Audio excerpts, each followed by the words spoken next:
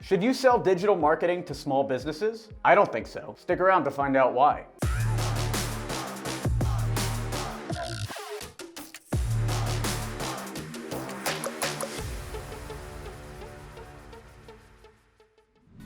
This video is brought to you by Email 10K. Learn how to book meetings with billion-dollar brands and take your company to the next level at email10k.com.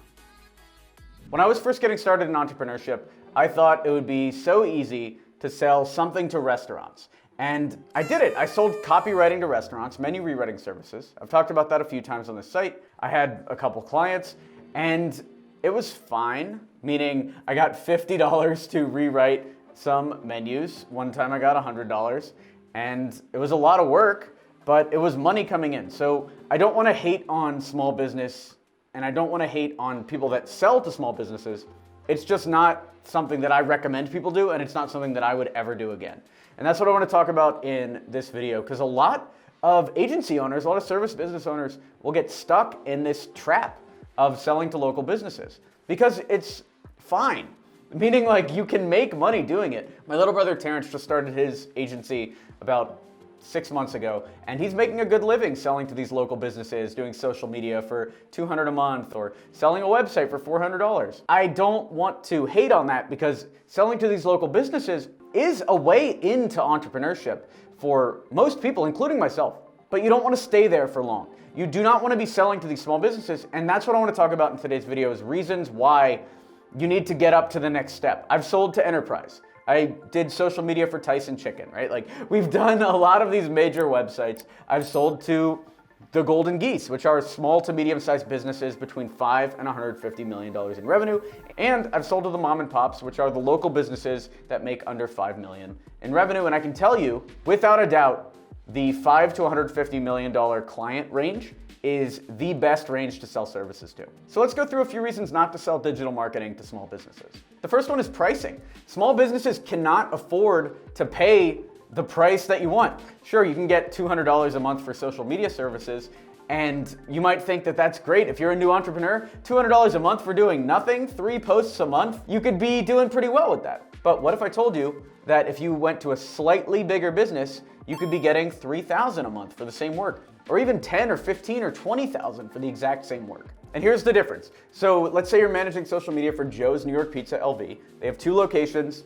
Somebody is probably getting $100 a month, or maybe even less to manage this account, right? 90 followers, and they're going for it. This is actually not even a managed account. They stopped in 2019, it looks like. Somebody got fired that was working for this local business, and it seems like they were doing a great job. Now, compare that to a regional chain, a Golden Goose company, like Double Dave's Pizza Works, and you can see 1,000 followers, 1.8 followers, but you can see that the work is about the same, even the same level of engagement. But because Double Dave's is a much bigger company, they're a regional pizza chain with multiple locations, the person behind this website, behind the social media account, is making, I would guess based on what I know about this market, 10 times more. They're making 10 times more than the Joe's New York Pizza manager.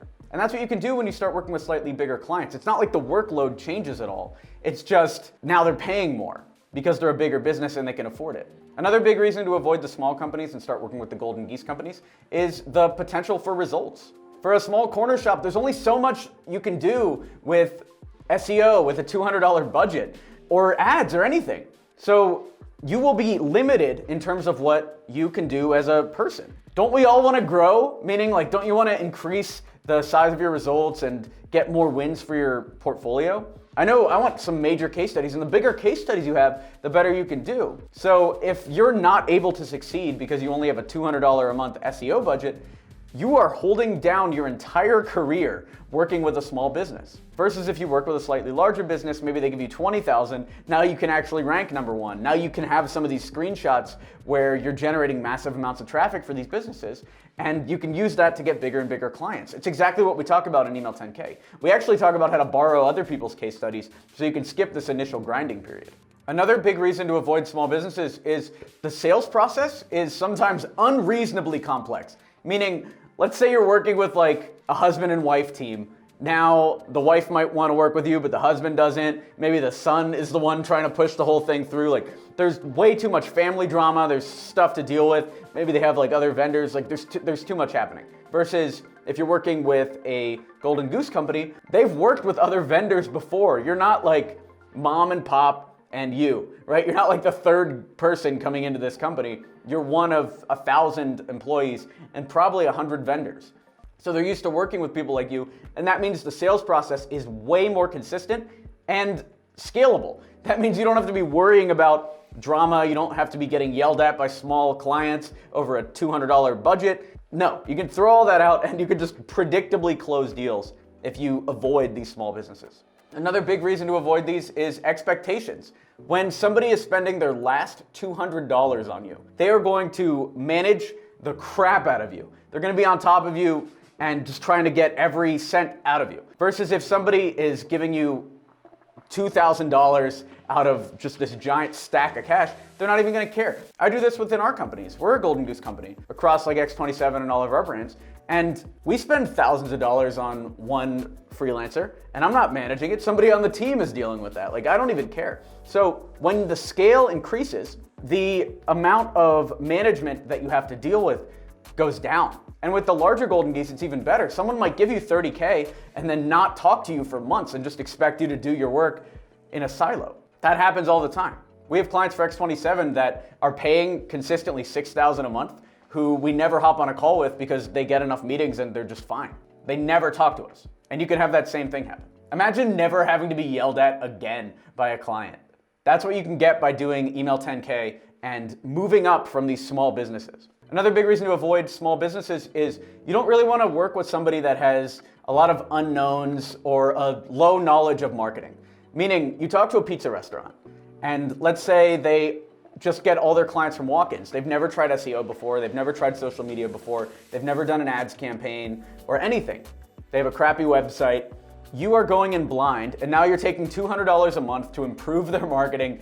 You don't have the budget to do testing, you don't have any data to do anything with, to make any decisions, and so the odds that you're gonna succeed with them, unless you've done this a million times before with local pizza restaurants specifically, the odds are very low. So you're not setting yourself up for success by working with these small businesses at all, which could lead to mental breakdowns. You could think you suck at marketing, but really you're just working with terrible clients. Another big reason to avoid them is they're unknown entities, meaning if you worked for Nike, you could go to any other shoe company and say you worked with Nike and get in the door at least. If you worked with Brad's Pizzeria, nobody knows who that is, right? So by working with slightly larger brands or people with name recognition, you actually get value out of those case studies versus having to say a single location pizza restaurant in Las Vegas.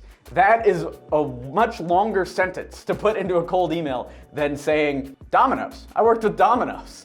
Imagine the difference between those two and how many more doors working with someone like Domino's is going to open versus someone like a small pizza chain in southern Las Vegas. And another big reason is limited growth. There's a finite amount of growth you can do for these companies when it comes to digital marketing. Let's say you're working with a local chiropractor and you're able to rank them #1 on Google in their local area. Now, instead of getting 2 clients a month, they're getting 20 clients a month. And they're doing so well that they just have to end the service. What are you gonna do? Get them 40 clients a month? No, they're already booked out. You know what I'm saying? Like, there's no growth for you. You're either gonna get fired or you'll keep your $200 retainer, maybe do a little bit of work for them, and they're maxed out now.